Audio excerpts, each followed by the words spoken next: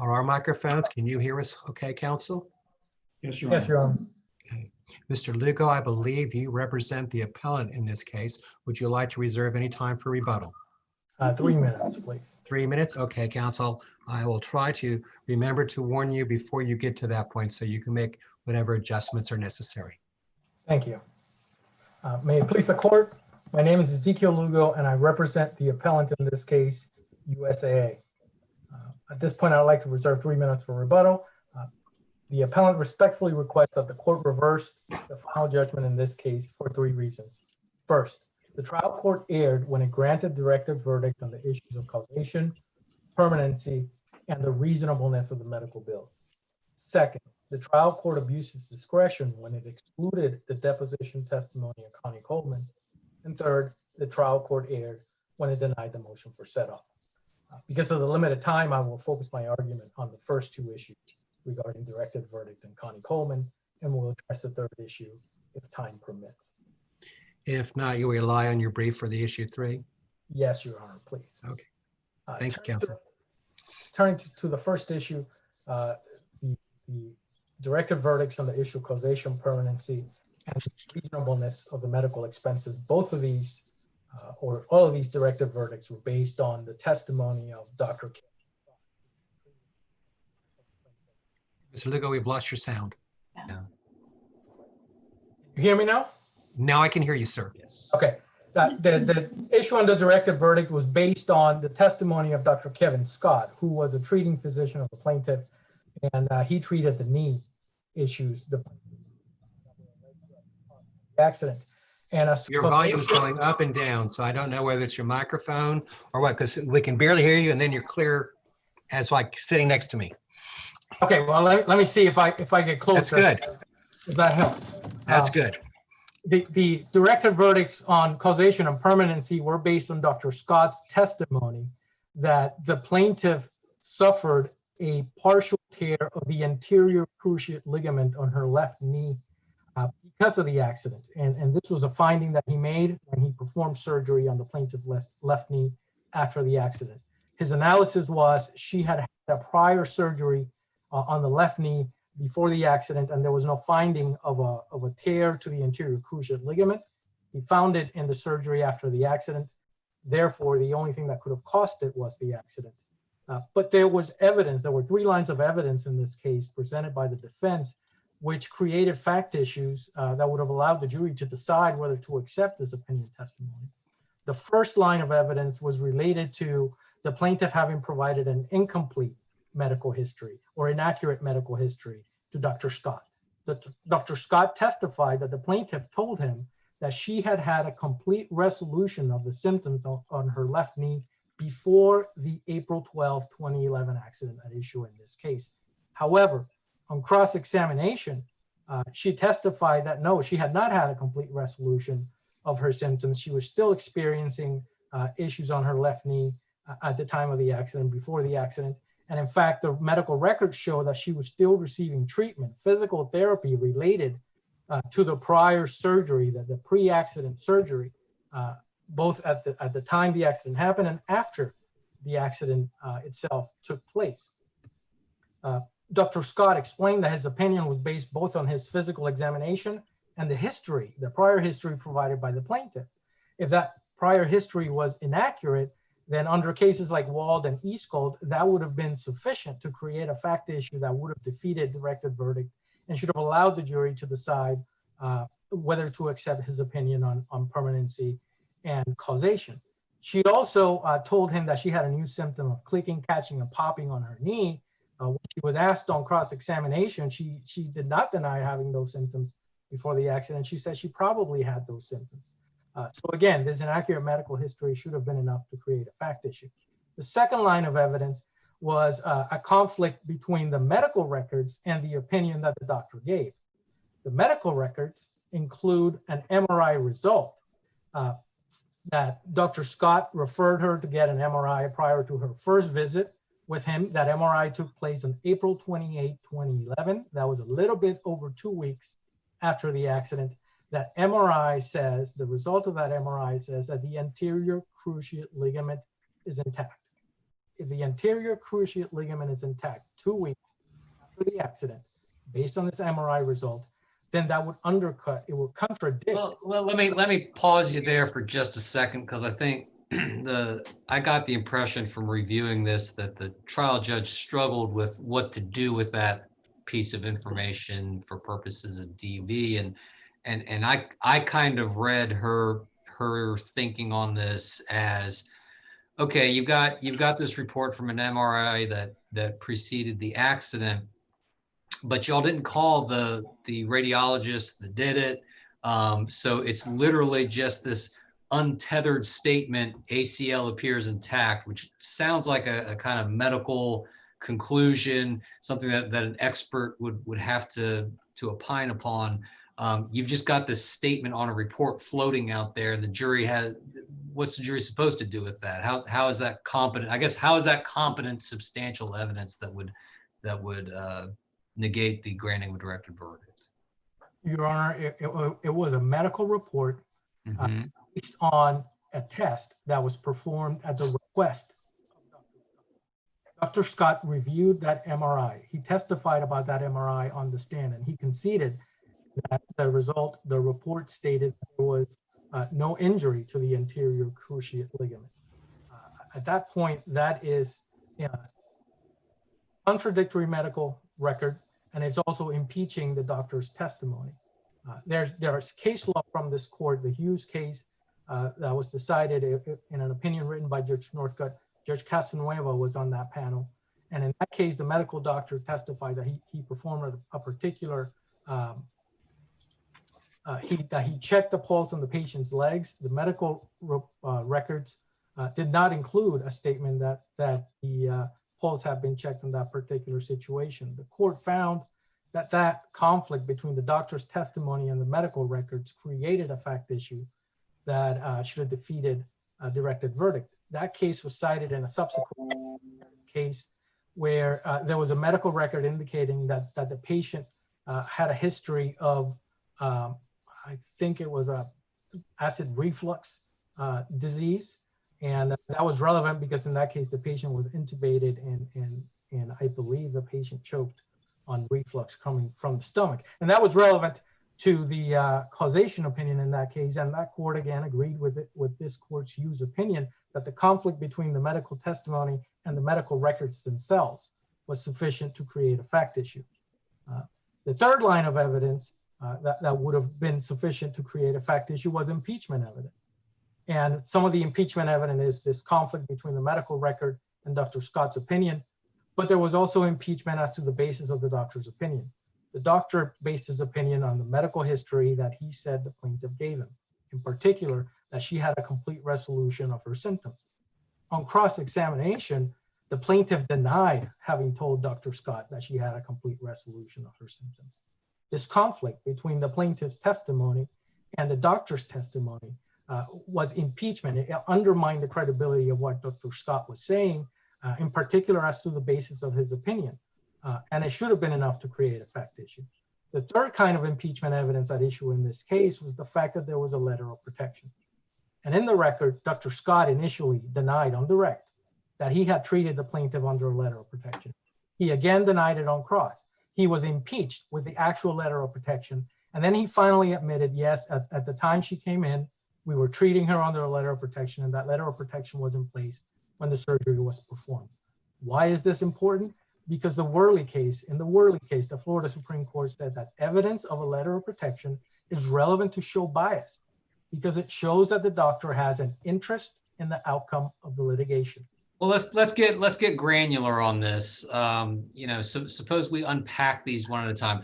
Suppose, are you suggesting that the mere provision of treatment by a doctor under a letter of protection by itself would necessarily render any case beyond the purview of directed verdict? In other words, defense stands down completely, doesn't put anything, no cross-examination, nothing about what could be a contrary, what could undercut the plaintiff's claims about causation.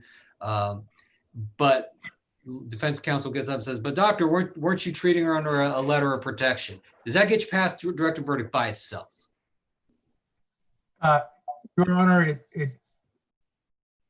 now, those are not the facts in this case. That's not the only thing we have. I know, but Here you're there's making a lot more. But under that hypothetical situation, Your Honor, the argument would be that yes, it would be sufficient, and this is consistent with something the plaintiff. right, because that's why I bring that up, because it's consistent with your argument is that if there's anything in there to undermine a grain of credibility of any of the plaintiff's witnesses, even if the defense sits silent for the entire trial, but they've got one small grain of potential impeachment evidence, no directed verdict.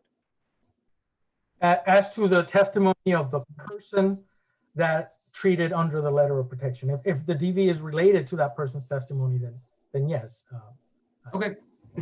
And now that's consistent with something the plaintiff's attorney said, and it's on the record. It's on page 2572 of the trial transcript. They were discussing the summary of the medical bills that we're going to present, and they told the judge, now the jury can still say that those are unreasonable amount of medical bills, and they sent the letter of protection, and you shouldn't believe anything these doctors say. That is an argument that can be made. If the doctor has an interest in the outcome of the litigation, and there's bias impeachment, then the argument can be made that that doctor shouldn't be believed. It's a credibility issue that should go to the jury. So because there were these three lines of evidence, both the inaccurate medical history, the conflicting medical record, and the three lines of impeachment evidence, in this case, the facts were sufficient to allow the jury to render a verdict for the defense when looked at in the light most favorable to the non-moving party, which was the appellant in this case. The trial court erred when it granted the directed verdict on causation and permanency. Now, this impeachment question you had as to the letter of protection, Judge Lucas, is also relevant to the directed verdict on the reasonableness of the medical expenses.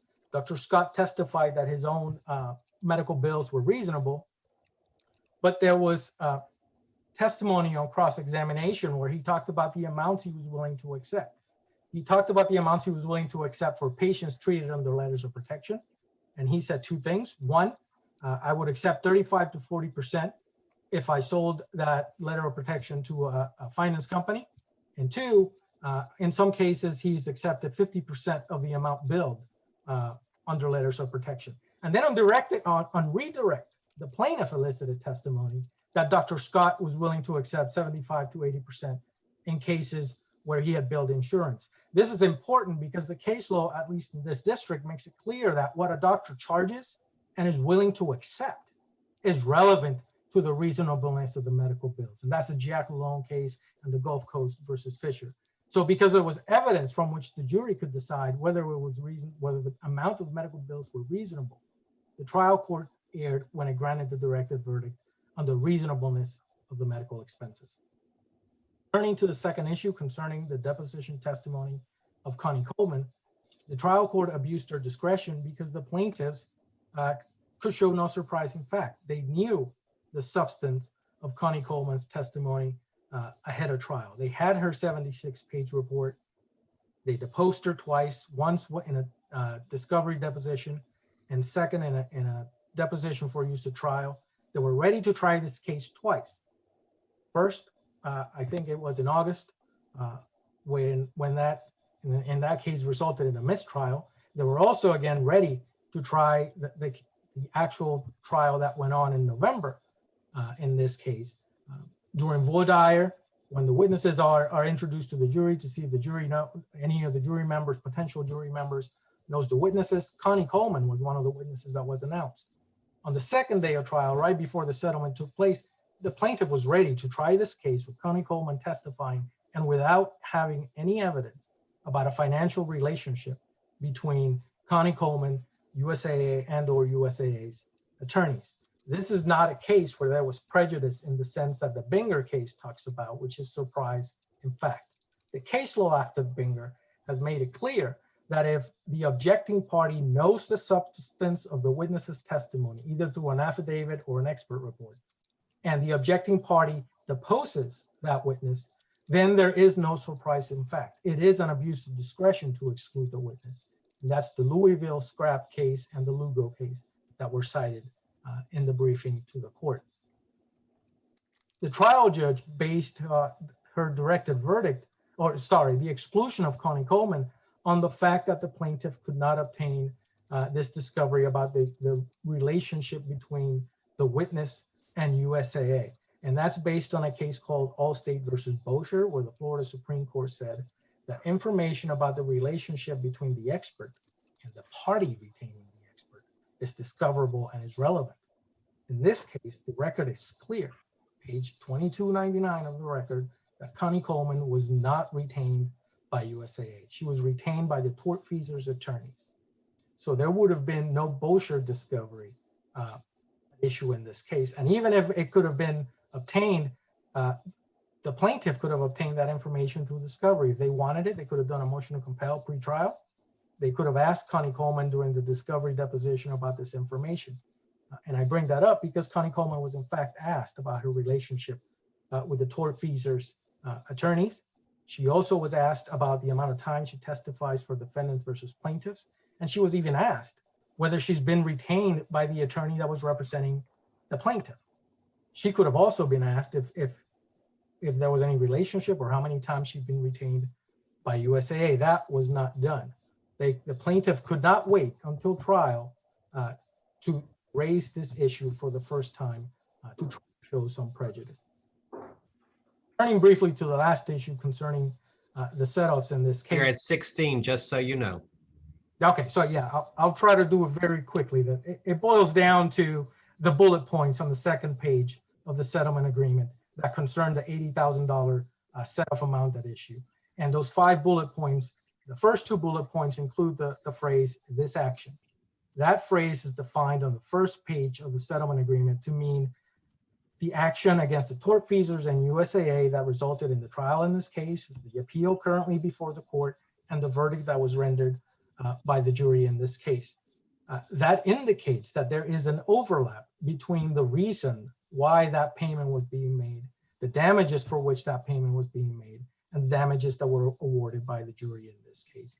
And that is why there should be a setup here based on the policy, the UN statute, and the setup statutes. And with that, I'll reserve the remainder of my time. Thank you, counsel. And right on 17, well prepared. Let me stop the clock here. Okay. We are ready. Mr. Vaca. Good morning. May it please the court. George Vaca on behalf of Ms. Ray. Excuse me. We're here today asking the court to affirm the final judgment that was entered pursuant to unanimous jury verdict in this personal injury case. Factually, I don't think this case is very difficult to understand.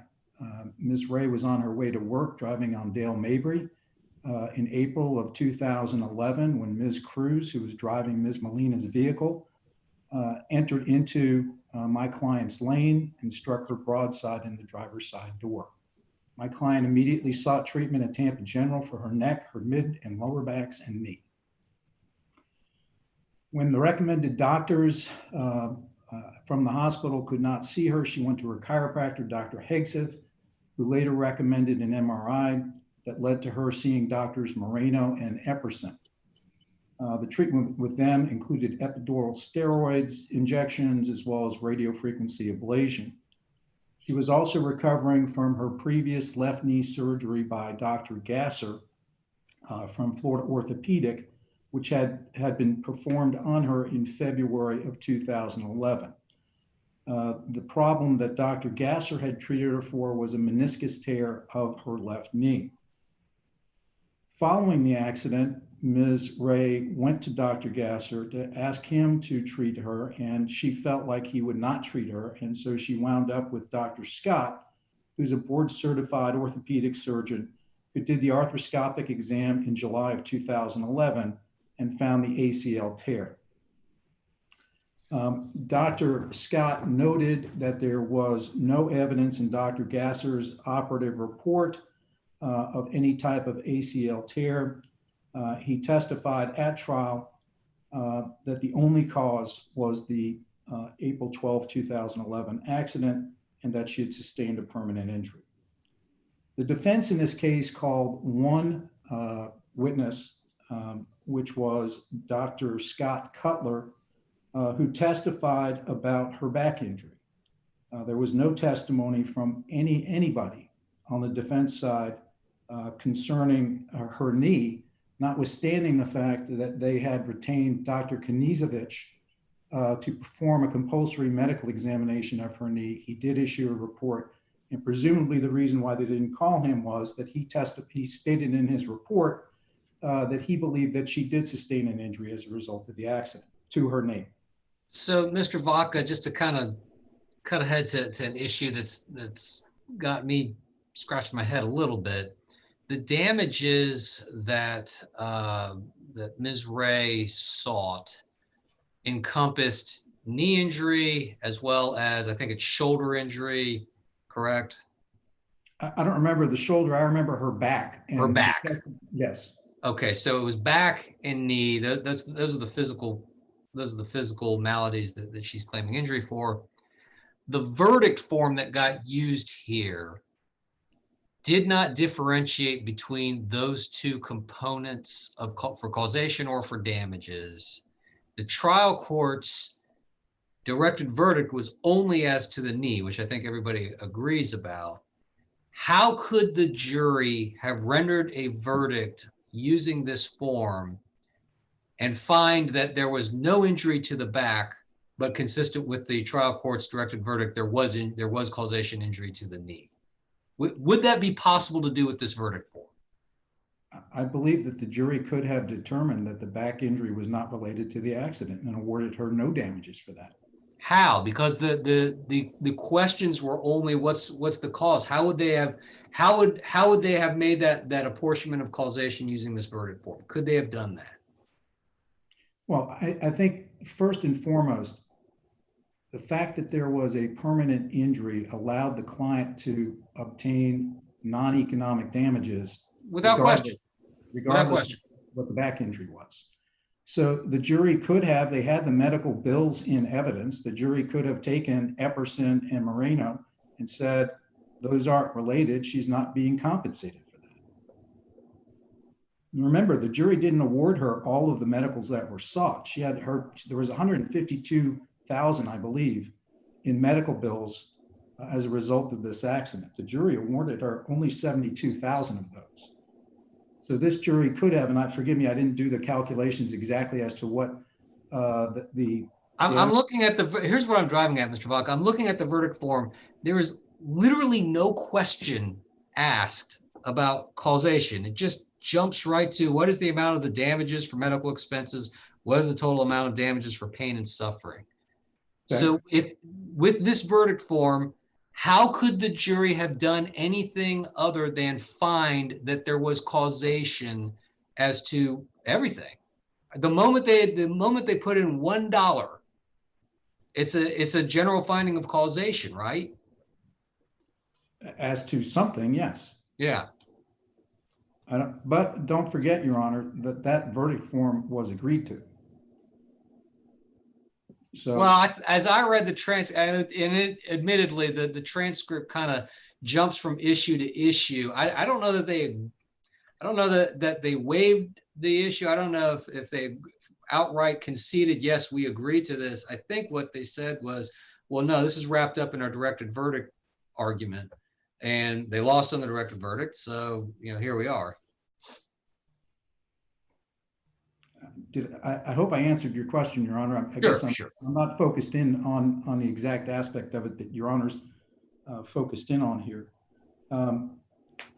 So the jury awarded $65,000 in past non-economic damages and $309,000 in future non-economic damages.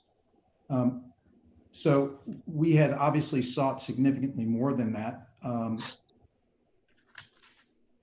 But that is how I believe the jury could have done that. There was no testimony in this case from anyone to contradict Dr. Scott. There was no severe impeachment of him, and the judge. Well, hold on, because you threw in a little qualifier there. There was no severe impeachment. What about your Mr. Lugo's argument? look, we've got him saying that he was told one thing and the client says, no, I didn't tell him that. We've got a prior MRI medical record that says there was no ACL, that the ACL was intact. And he's saying, no, that's a problem. I mean, it may not be the most persuasive impeachment evidence. It may not be, it may not win the day, but wasn't it evidence that should have gone to the jury to decide? And what should the jury have decided on the MRI? I mean, there was no expert Simple. testimony. They've got a piece of evidence that says ACL's intact. They've got an expert doctor who says ACL was torn because of it. They weigh it and then they decide what to do with the expert's testimony. But there was no evidence that an ACL tear would necessarily be seen on every MRI. And that was the point that the judge made. There was no testimony from anybody on the defense that said, yes, an MRI will pick this up 100% of the time. None. So let me get this straight, that the only way the jury even gets the issue is if counsel not only provides evidence that arguably at least poses a question, poses something to weigh. Not only do they have to put that in front of the jury, but they have to offer, by what you're saying is they have to put an expert on to explain it. Absolutely. That's not the law, though. That is not the law. The law says they don't have to put an expert on. Your Honor, I understand, but with respect to this medical evidence, as the judge asked Mr. Bowers, who was trying the case, okay, is the jury free in the absence of the special knowledge required of a radiologist or somebody else to sit there and speculate about whether or not an MRI would show the tear? That's what she said. And I don't think that that was inappropriate. This jury, there was no medical doctors on this jury. And if there had been, they would have been excluded. So we're asking the jury of lay people to determine what this medical record means. And what Mr. Bowers said was, well, Judge, it's obvious. And he wanted to be the doctor. He wanted to give the opinion that means there was no. So basically, your view is that whatever is in a medical record is sacrosanct, such that the only thing juries can consider from the medical record is what, you know, a duly qualified doctor expert says is in that record. They otherwise perish the thought that they look at the medical record on their own. No, to the extent that the understanding of what the medical record means would require special knowledge. Yes, you would have. Why does that? ACL is intact. What special knowledge do you need to know, to understand what that means?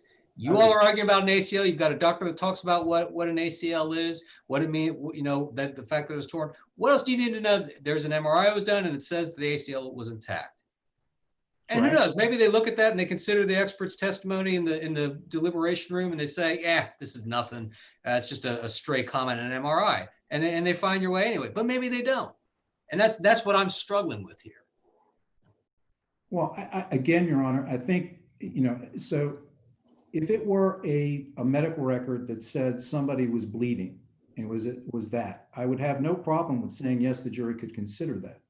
But this is a radiological exam. It's a specialized exam, and it is one, most respectfully, I believe there needs to be specialized knowledge to know about what you can take away from that.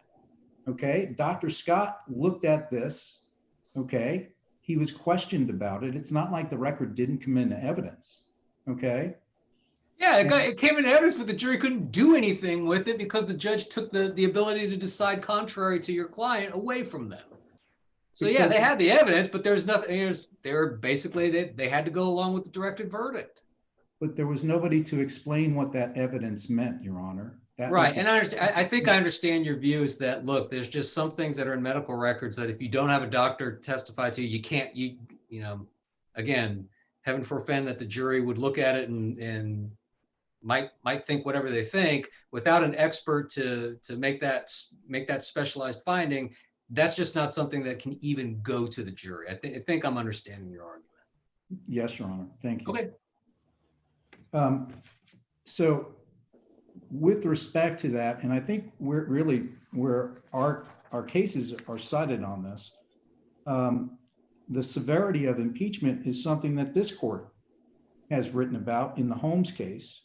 It also has been reflected in Campbell versus Griffin, in which the court has stated that when the proponent of causation supports that hypothesis with expert testimony, the opponent must either present countervailing expert medical testimony, which the defendant did not do, severely impeach the proponent's expert, that's the language of the court, or present other evidence which creates a direct conflict with the proponent's evidence. Okay, and the court's gone on to also recognize that, you know, minor things, minor discrepancies doesn't satisfy that test. And in our opinion, that's at best what the defense did in this case. They threw a bunch of stuff up on the wall hoping something would stick. There were minor discrepancies in terms of the testimony. This is not like Escol, where the client gave two contrary depositions, one saying she'd never been treated for something, the other admitting that she had. That's not what happened in this case. There's been no doubt, okay? And we can't also, let me also back up. There was also lay testimony in this case from Ken Hancock, who was the client's live-in boyfriend fiance, who testified as to the severity of his lay observations of her knee problems, of the significant increase in pain that she complained about following this accident. The testimony that Mr. Lugo talked about, the clicking in her knee, was explained by Dr. Scott. Dr. Scott said the clicking dealt with her quadricep, a weak quadricep that he observed at the time that he did his surgery. So to the extent, again, this was one of those things that I think was just a red herring in the transcript, where the defense wanted to talk about this clicking, but the defense never asked anybody what the significance of that clicking was. It was another point addressed by Judge Rice at the time of the DV. So there was no evidence that was presented by the defense that was significant to meet these tests. They had an expert. He was listed. They didn't call him. Okay. So there was nothing in the record to sit there and say that, again, I understand the MRI, but to sit there and say anything directly contrary to the evidence that the jury had heard up until that point.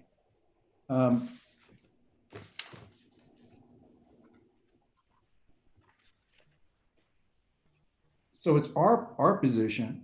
USAA had three choices here. Okay, it was to either come forward with some expert testimony, to somehow severely impeach our expert, which they clearly did not, or to come forward with some other direct evidence that presented a direct conflict with the evidence that she had received a permanent injury to her knee as a result of this accident. And most respectfully, we don't believe they satisfied that obligation. Let me move on to, if the court doesn't have any further questions for me on the DV, let me move on to Ms. Coleman. And this is, it is amazing to me that we've devoted so much time to this issue because this is a problem wholly of USAA's own making. USAA submitted multiple witness lists in this case, and not once they identify Ms. Coleman. When the settlement was done between the tortfeasor, the owner, and their liability insurer, it was a condition of that settlement offer that the witnesses that had been employed by the defendants, those defendants, be pulled. Mr. Vaca, so, and I understand the whole disclosure argument. And what they were left to do, 2 to 3 days into the trial when the other parties have settled. So my question here is this, the issue of prejudice really is at the heart of Ms. Coleman's testimony. And here, what prejudice did your client really have with these Bosher interrogatories not being disclosed through the normal course of discovery where someone retains an expert? Because my understanding of these interrogatories and the discovery of this is that the person being, the expert being retained by a party, they want to know what the relationship is so that they can establish some sort of bias prior to the report being made. And here, these opinions have already been solidified, right? Any bias, they were solidified then in favor of the party who retained them. And in this case, Coleman was not the retained expert of USAA. And so I'm thinking, well, what is the danger and what is the prejudice then when the report's already been made, the opinions have already been, disclosed ahead of time. So what prejudice really was there to your client on this issue? The client clearly wanted to have the ability to point to the financial incentives between Ms. Coleman and USAA. That would be significant impeachment evidence that my client was deprived of. Because well, you say deprived. So what deprived you in advance of trial from inquiring on deposition as to any bias? I mean, here you all are, I guess you were sharing some witnesses, and this witness was someone who was going to testify for at least one of the defendants. You at least know they have some sort of commonality because they're both defendants in this case.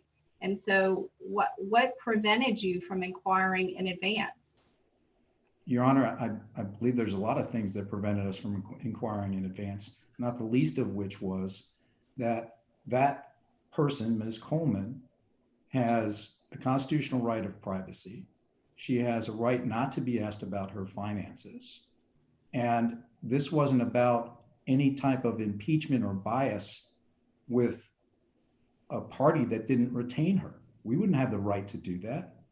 Okay, and so what, again, I guess this goes back to the issue of prejudice here, where she's testifying, and if she testifies inconsistently with her report and more towards the I guess position of USAA, but her report is already complete, so she has to stick to her report that's already been disclosed.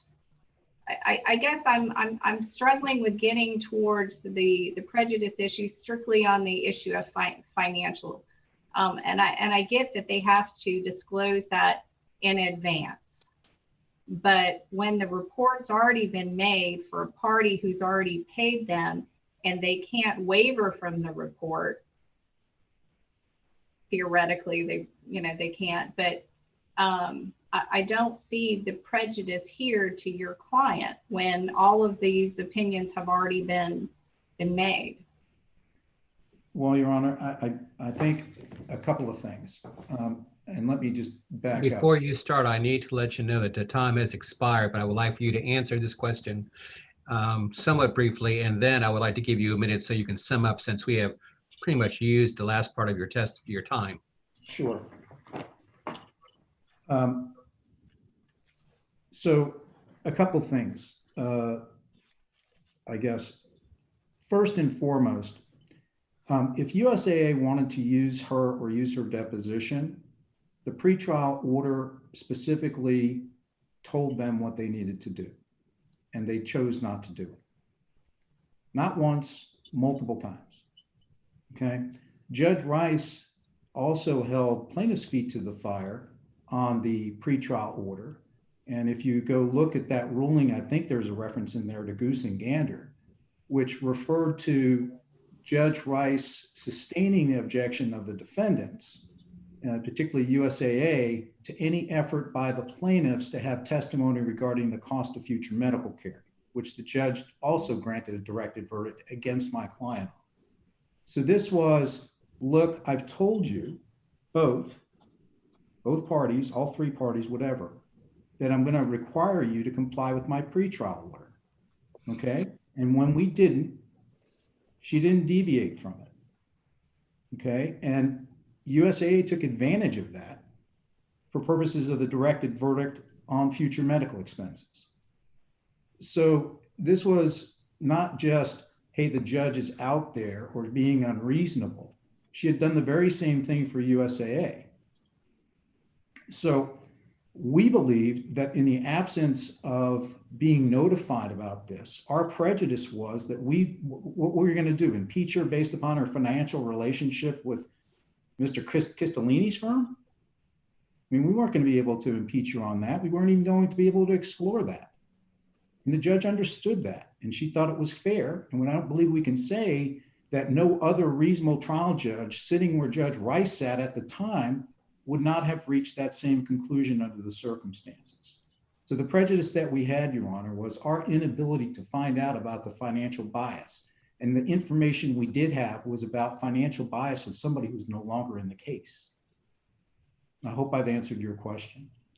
With respect to the last issue on here, I would simply point out USAA had a burden of proof in that case with respect to the setoff. They didn't fulfill that burden whatsoever. And the trial judge was correct in determining that there was a differentiation in the settlement agreement between the $80,000 that was paid by separate check by Safeco to our clients and the $10,000 paid on behalf of Ms. Cruz and Ms. Molina. With that, we would ask that the court affirm this judgment and allow this case to proceed forward. Thank you. Thank you, counsel. Okay, let me turn next now to Mr. Lugo. You still have your 3 minutes remaining, sir. Thank you. May it please the court. I would like to address the question about the MRI report. And earlier, Judge Lucas, you'd asked, is it competent substantial evidence? Well, it came in without objection. It was before the jury. The jury should have been able to look at that evidence and weigh that evidence against Dr. Scott. I'll take Mr. Vaca's point though. Suppose you had a situation where you had a medical report that has, some reference to, the amount of some long chemical name in the individual's blood was at this amount per liter. All right. And maybe as a technical matter, that might have some bearing upon an expert's testimony, but it's never explored. And then on appeal, it gets brought to us, hey, the trial judge should have granted directed verdict because you had this reference to this long chemical name. I was not a chemistry major, obviously, and a measurement of it in the bloodstream. And hey, look, that might have impacted the expert. Would it be so far off to say that, well, yeah, no, that really is just rank speculation on the part of the jury. There's no way, unless they happen to be doctors, there's no way that they could know what that means. Where's the line between nothing wrong with the ACL? Yeah, okay, the jury can look at that, and long chemical, rendering. Yeah, jury probably needs some help for that to be competent substantial. Your Honor, in this case, it was a simple statement. The anterior cruciate ligament is intact. It doesn't require a knowledge of chemistry. They had other MRI reports. This was one of the reports that the doctor claimed to have looked at in rendering his opinion. He could have been asked. He could have been tried to be rehabilitated to explain why his opinion was still the same in light of that MRI report. And there were attempts to rehabilitate him as to other issues on redirect, but there was no attempt to have Dr. Scott explain the inconsistency between that MRI report and his opinion on the part of the plaintiff. The jury should have been able to look at all the evidence and make that determination. It was relevant not just because it refuted direct medical testimony or evidence that refuted his opinion, but it also went, again, to his impeachment, to his credibility. The jury is the finder of fact. They are the ones that weigh the evidence and decide credibility issues. Scott was severely impeached. There were 3 different grounds of impeachment. The statement by the plaintiff that she did not tell him that she had a complete resolution before the accident, this MRI report, and the letter of protection that showed bias on the part of Dr. Scott. Those are 3 different lines of impeachment allowed under 90.608. The jury should have been able to decide whether to believe Dr. Scott in light of those kinds of impeachment evidence. Counsel, could you refresh my recollection here? For what purpose was that report of the MRI deemed admitted? Your Honor, I think it was admitted as part of the plaintiff's exhibits, the medical. Was it to show that there was an MRI done? Or, my concern is that you can admit reports for limited purposes without allowing them to be a conduit for hearsay. And I just wondered if you happen to remember why it was admitted. Okay, No, I Your won't Honor. take up- your time's about to go, so I want to let you finish up your argument. Don't, I can check it out. Thank you. There was no specific objection to that on hearsay grounds or any grounds, and there's no indication in the record that it was admitted for a limited purpose, and it could not be used for anything else. So it was competent substantial evidence before the jury. They should have been able to look at it, weigh it, and assess the credibility of Dr. Scott. So for all of these reasons, the appellant respectfully requests that the court reverse and remand for a new trial. Thank you, counsel. Thank you both. Glad we could see each other this way. Perhaps another time, another place would be a little closer proximity. Thank you. Thank you all. I'll ask you to go ahead and you get to leave the meeting.